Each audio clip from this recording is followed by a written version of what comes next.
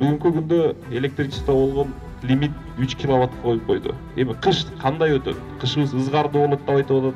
Ошо кышты азыр карапайым элдин көйгөйү үйүмдө көмүрүмдү түшүрүп алайын.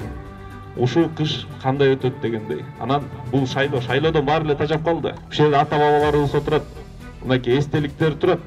Булар деген Кыргызстандын ар бир өнүгүүсүнө, бүгүнкү күндө Кыргызстандын эгемендүүлүгү ушу 30 жылдан бери келип, желегибиз желбиреп, өзүбүздүн улуттук баалык каада салттарыбыз, өзүбүздүн акчабыз, өзүбүздүн конституциябызга келип, биз дүйнө жүзүнө Кыргызстан таанылсын деп ушулар эмгек кылып келген. Эми ушу ата бабаларыбыздын арбактары ыраазы болуш үчүн мынакей кыргыз эли өзү ойгонуш керек, жүрөгүн ойготуш керек.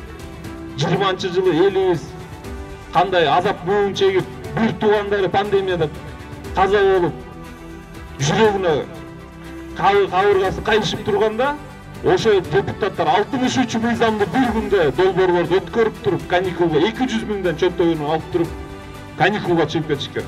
Сентябрда кайра каникулдан келип, именно ошо Кыргызстандын келечеги кандай болот ушу иштебеген, кайра баары шайлоого кетип калган. Мына азыркы күндө баары шайлоодо.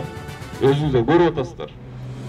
Кыргызстанга кайдыгер карабайбыз десеңиздер, туура тандоо кылып, өсүп келаткан балдарга түрткү болуп, бутуна бут болуп, түрткү болгондо карапайым эл ошондо өзүнөн чыгарган карапайым балдарды бийликке алып келсе, ошондо саясий элитанын алмашуусу болот да.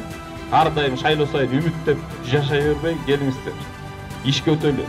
Азыр 21-кылымда жашообуз бүгүн жакшы жашайлы. Келечекте жакшы балдарыбызга мамлекетти калтырып кетели. Ордо саясий партиясы номер 19. Ордо туура тандоо.